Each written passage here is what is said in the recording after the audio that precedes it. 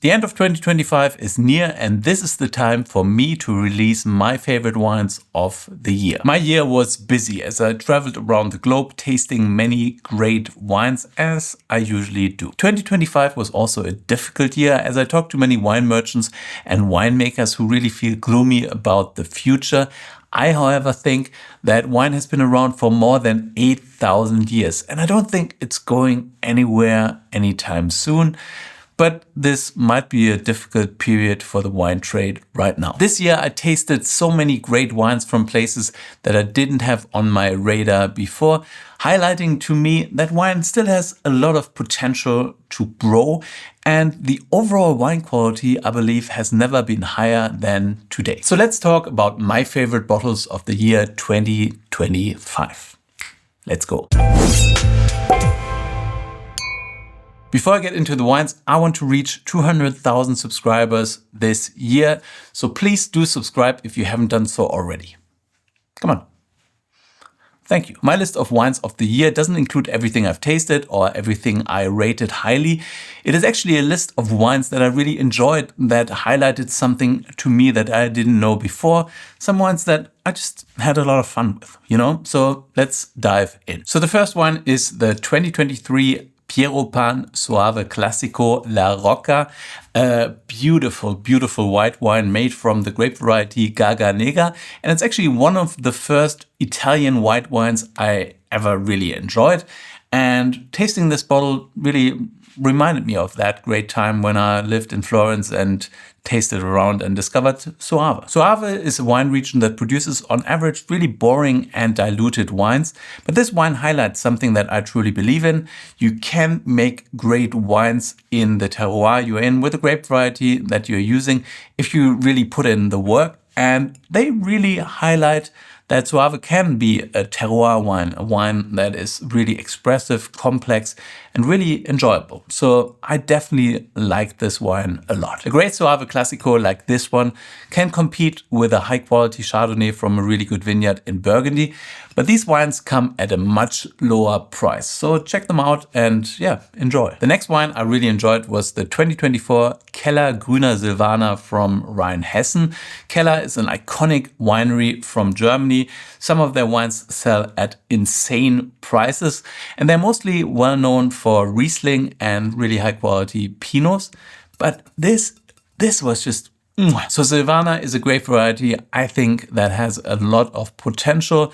It can still produce really light, fragrant, delicate wines with beautiful acidity and great length. And this is one of their entry-level wines with 11.5% of alcohol, so low in alcohol, but really juicy, delicious, slightly almondy, and there's also a lot of white fruit, little flowers, great freshness and vibrancy. So absolutely delicious wine that doesn't overpower you or anything that you have on the table, but that can be absolutely, a lot of fun. That just brings a smile to your face. And while this wine might be more expensive than another random Gutswein from a winery in Rheinhessen, this is still affordable. I mean, it retails for less than $20 and you get to try a wine made by one of the most famous wineries in Germany. Next up, we have the Lapu Valley Vidal dry white wine from China. This year, I really tried to dive deep into Chinese wine and I tasted a lot of them at a wine competition in Macau. I was fascinated by those wines, even though many of them weren't necessarily great, but there were some that were really delicious. And I do think China has a lot of potential when it comes to winemaking. People were laughing about the wines of California, Argentina, and New Zealand, even in the second half of the 20th century. And now those countries or places are producing some of the best wines in the world. And I think China can achieve something similar. There's some really ambitious winemaking projects trying to make wines following a Bordeaux recipe, and some of them can be really good. The most promising grape variety, in my opinion, was actually Marcelin, a red grape variety that seems to produce really great results in China, and some of the best red wines I tasted were made from Marcelin. When it comes to the wines, I really liked this Vidal. Vidal is not a grape variety with a lot of potential. Mostly it's used for the production of cheaper sweet wines, but this dry Vidal was actually absolutely stunning. So one of the best examples of Vidal that I've ever tasted. And I think over the next years or decades, we will see some other wines coming out of China that we didn't expect that taste really delicious. And I hope this is only one of the first. So I'll definitely keep tasting Chinese wine to see how they develop over the next years. Next, I have some more iconic wines. This one is one of the best wines I've tasted this year, the 2014 Grange de Pères Blanc, so a wine from the south of France. It was given to me by Rob Dugan, the owner of a winery called La Pera, for a tasting that I did for a video at the beginning of the year. But this wine definitely stood out. Even though the other wines were also mostly really delicious, this is really unique and quite special. This one is produced in tiny amounts, so it's very difficult to find, but I really enjoyed tasting it. So thank you, Rob, if you're watching. And yeah, great stuff. Another really unique wine I enjoyed this year is this one here, the 2023 Burklin-Wolf Kirchenstuck. This is a sample bottle, so that's why it's hand labeled. But this was just stunning. The Kirchenstuck is one of the most famous vineyards in the Pfalz, and Burklin-Wolf is producing amazing wines from that site. I mean, they are producing great wines from other places as well. I've featured some of their wines in videos previously. So I visited Burklin-Wolf this year and walked through the vineyards with the winemaker, looked at the cellars, talked to the owner, and I was really impressed by what they do. I mean, they are not an under-the-radar producer. Everyone knows Burklin-Wolf, but I think they are still looking at ways to improve the quality of the wines they make. And this is certainly one of the best wines they've made in, well, ever. One thing that made 2025 really unique for me as well was launching Cellar Class and building my own course platform on the internet, where you can learn everything you want to know about wine. We want to make Cellar Class even more affordable and accessible to more people. That is why we're slashing the prices for Cellar Class Plus, my social media platform on cellarclass.com. On Cellar Class Plus, you get access to regular live streams with me where we go through different topics of the wine world. You can ask questions or share your thoughts and knowledge about the wines that we are discussing. You also get special deals and discounts from our partners through Cellar Class Plus.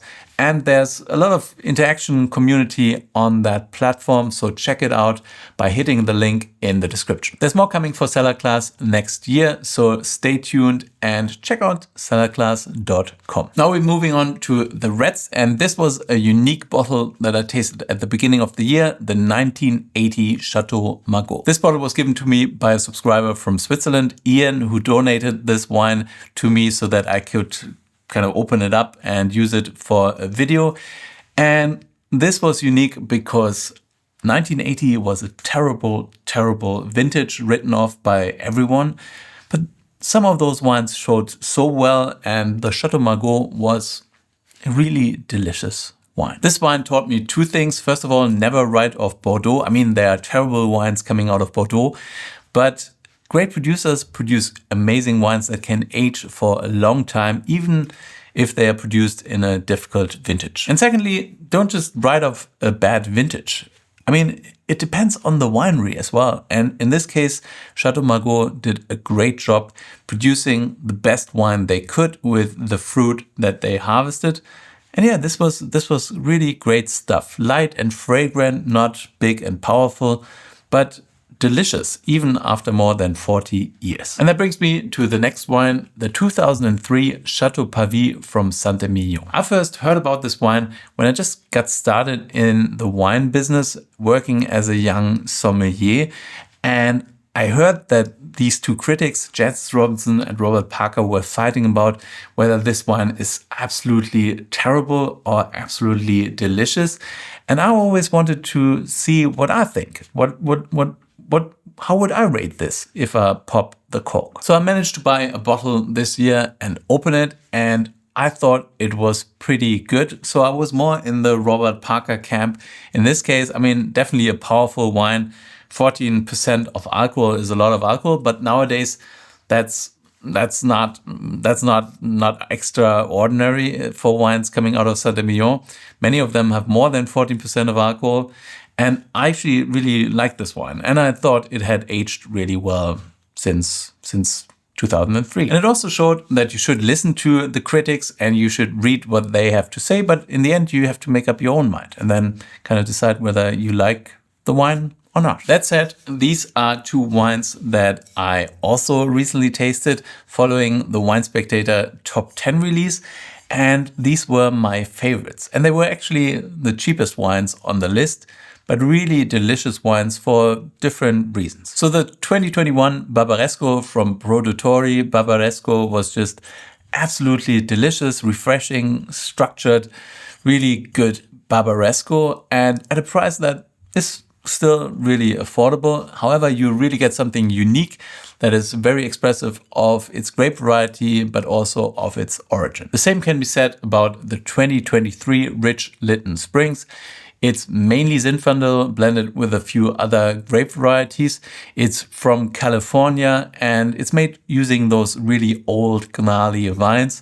And the wine was just, well, velvety, rich, concentrated, really aromatic and just stunning. But both wines were also quite big. I mean, Barbaresco nowadays is usually at 14.5%. This was at 14.5%.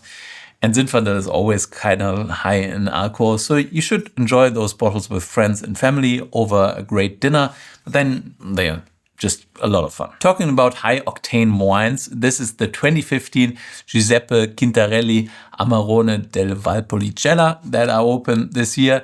And I mean, this is just a delicious, hedonistic, rich, concentrated wine that represents this style of winemaking really, really well. Delicious stuff. I also tasted some aged Amarones from Quintarelli this year, which were also really delicious.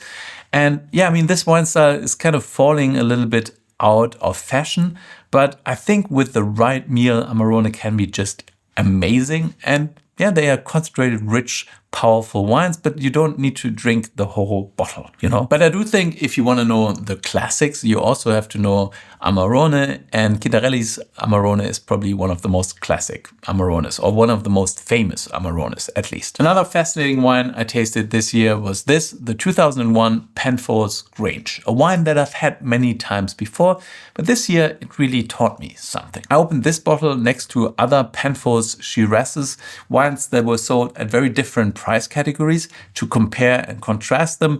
The video was the most successful video on this channel this year, but I kind of realized something that I actually knew before, but this kind of highlighted it to me again.